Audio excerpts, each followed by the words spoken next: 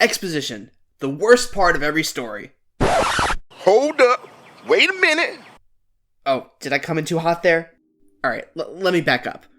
Exposition is any information that a story needs to convey early on in order for the audience to understand what's happening in said story. And look, every story needs to include some exposition, but making your audience do homework about your story before it even starts can quickly become pretty annoying. Usually at best, exposition is a necessary evil that goes by quickly. At worst, well... The first matrix I designed was quite naturally perfect. It was a work of art, flawless, sublime, a triumph equaled only by its monumental grotesqueries of your nature. However, I was again frustrated by failure. An intuitive program, initially created to investigate certain aspects of the human psyche. If I am the father of the matrix, This is not Zion. you are here because Zion is about to be destroyed. It's everything. I think we can all agree that we'd like to avoid having moments like these in our stories. So what I'm going to do in this video is look at some different ways of presenting exposition, to identify ways to make it easier to sit through. Or even, dare I say it, fun?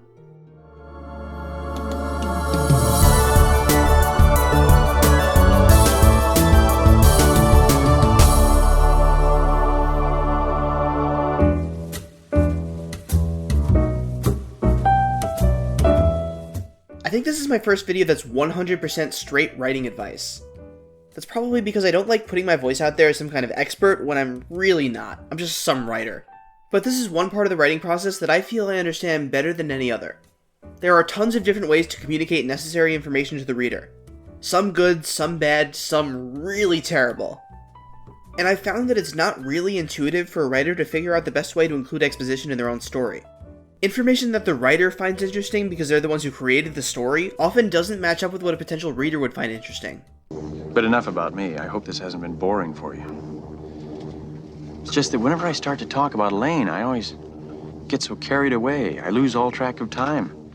So what I'm going to do is list a whole bunch of different ways to convey exposition, ordered from worst to best. We'll start with the really terrible ones and explain why they're terrible, and then move on to the really good ones and explain why they're great. By the end, I hope that some of you aspiring writers will leave with a few new tips and tricks for making your exposition less sucky. Let's start with what is by far the worst way to introduce exposition.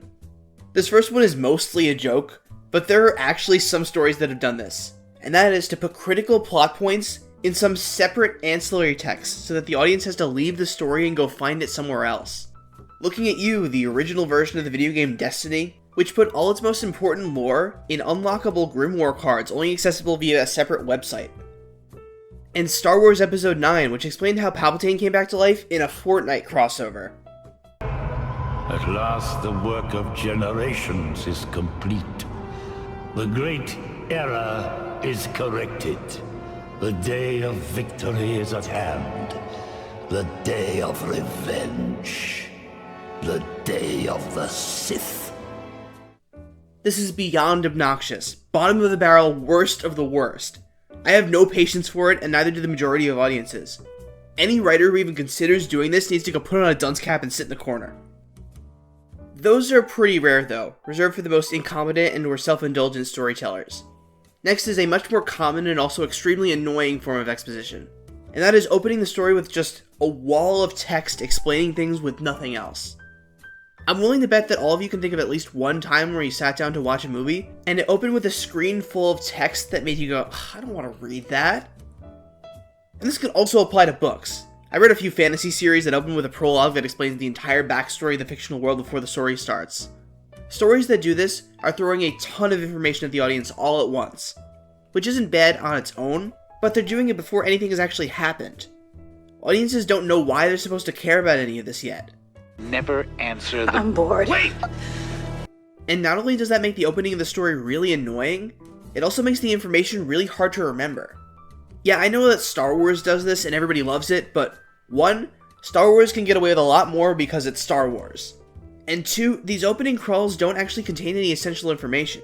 All of it is stuff you can easily pick up on later by watching the opening minutes of the movie. And 3, I've seen each of these movies upwards of 20 times, and I can't off the top of my head tell you what these opening crawls say, which is pretty damning evidence that information delivered this way doesn't stick. This is a bad idea all around. Next is a mild improvement, but still isn't great. When a story opens with a monologue from the main character explaining to the audience everything they need to know about their life. This method has most of the same problems as the previous, but at least here you're getting a feel for the main character's personality. The more personality the character has, the easier this is to get away with. The best version of this is when the monologue also indirectly reveals some kind of important character flaw, where sure the main character is telling us about their life, but we also notice something about them that they don't necessarily say out loud. Honoring your parents sounds great, but if you take it too far, well, you might forget to honor yourself. Luckily, I don't have that problem.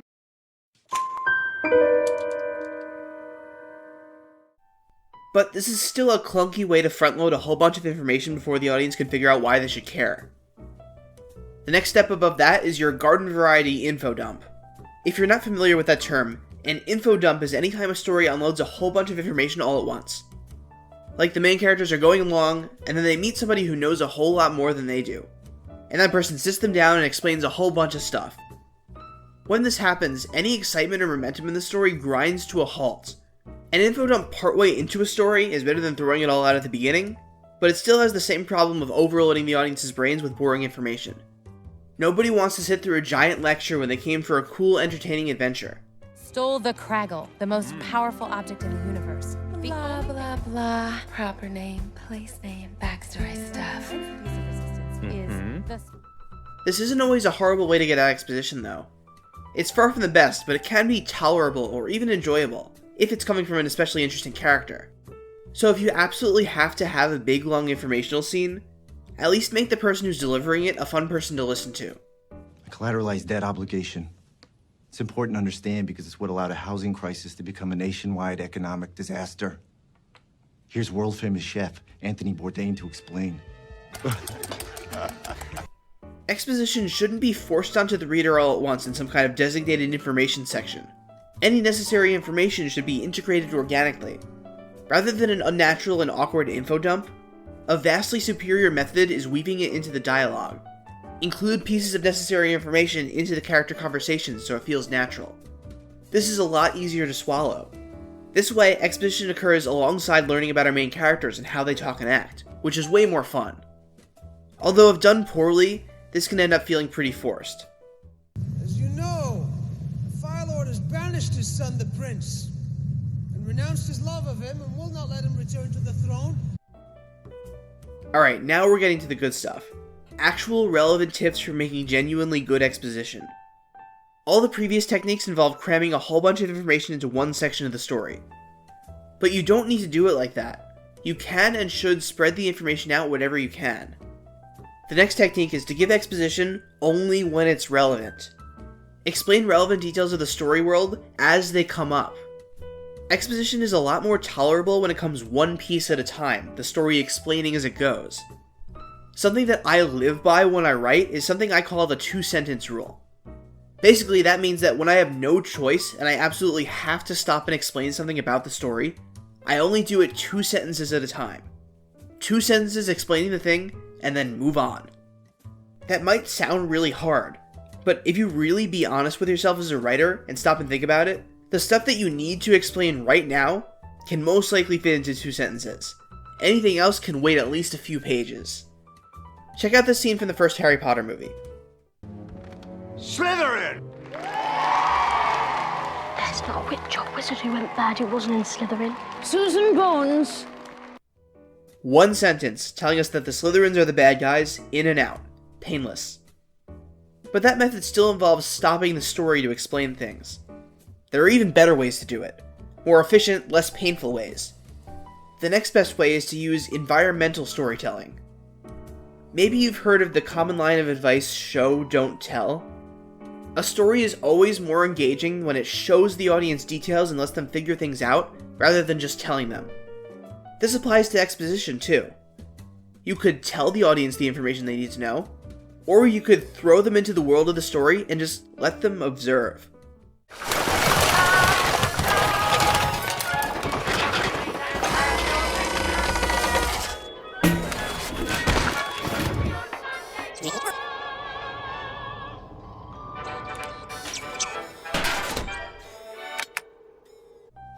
Those were movie clips where there were hardly any words, but just by looking at what's on screen, you can figure out everything you need to know.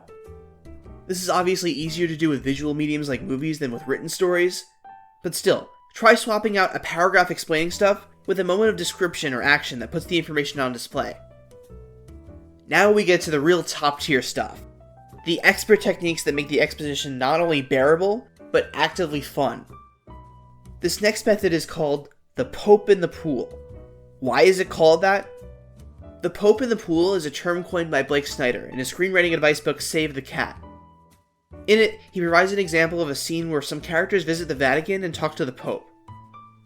But they visit the Pope while he's taking a swim in the Vatican pool. While the characters chat with the Pope and lay out all the necessary information, the audience is thinking about how weird it is to see the Pope in a bathing suit and wondering why the Vatican even has a pool. They're so absorbed in these questions that they don't even notice that the scene is giving them exposition. In short, the Pope in the Pool is when you pair exposition with something really fun and interesting, to distract the audience and keep them from getting bored. Here's a fantastic micro example of how this works. This is a moment from an episode of Hey Arnold, where the character Harold is getting his bar mitzvah. A bar mitzvah is not all about presents. It's about much more. A 13-year-old is seen as a man in the eyes of the Jewish people. The rabbi is explaining what a bar mitzvah is and why it's important, for anyone who doesn't know. But as he does it, Harold sneaks a bite of challah bread. In that moment, the audience is watching Harold steal the bread and laughing, and they're also half paying attention to the rabbi. The information isn't that complicated, you don't need your whole brain to understand it. But after the moment is over, the audience has been told what they need to know, and they're sufficiently entertained. Adding this visual gag turned what could have been a boring few seconds into a fun few seconds. Another good example of this is in Spider-Man Far From Home, when Nick Fury is trying to explain things to Peter but he keeps getting interrupted. It's so much more entertaining than if he just sat there blabbing. A week ago, a village in Mexico was wiped out by a cyclone. Witnesses say that cyclone had a face.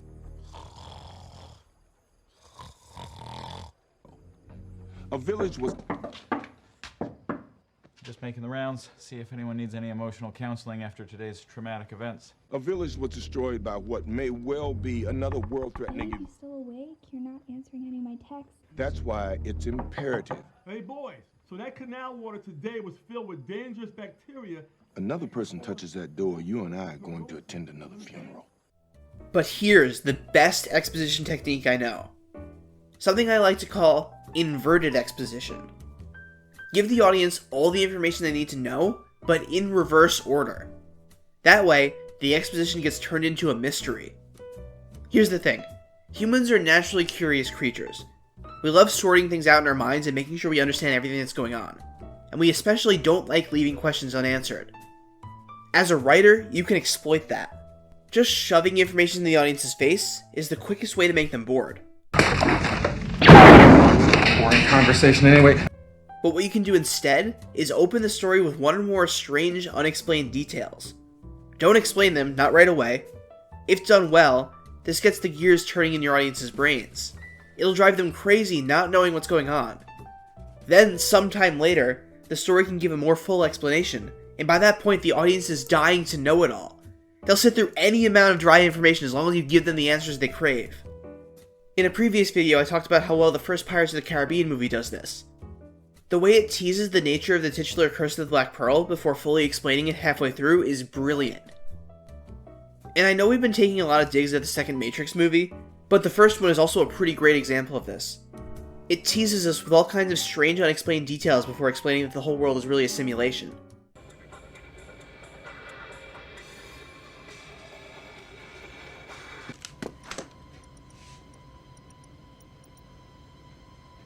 What the hell? Lone White Rabbit.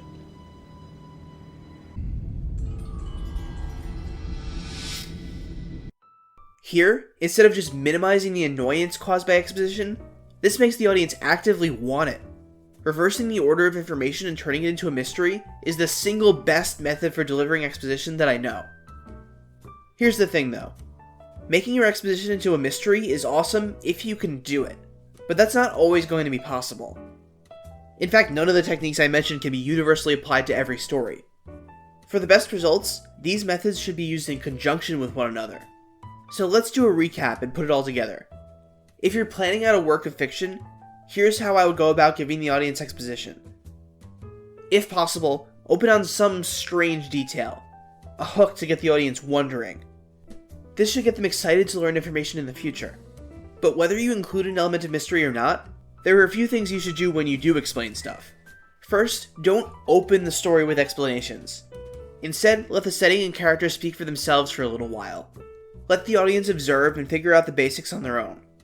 Then later, when you do start explaining things, do it in short bursts, one detail at a time, as briefly as possible, and only when it becomes directly relevant to the plot. And when the story does have one of these smaller moments of explanation, do one or more of the following. Pair the information with something else interesting or fun, show the information through context clues rather than stating it directly, and or have the information come from the mouth of a character who's fun and engaging to listen to. And that's your guide to writing exposition that doesn't suck. Follow these guidelines, and I promise, you will have 100% fewer annoying info dumps, and your audience will thank you for it. Great. I think I got it, but just in case, tell me the whole thing again, I wasn't listening.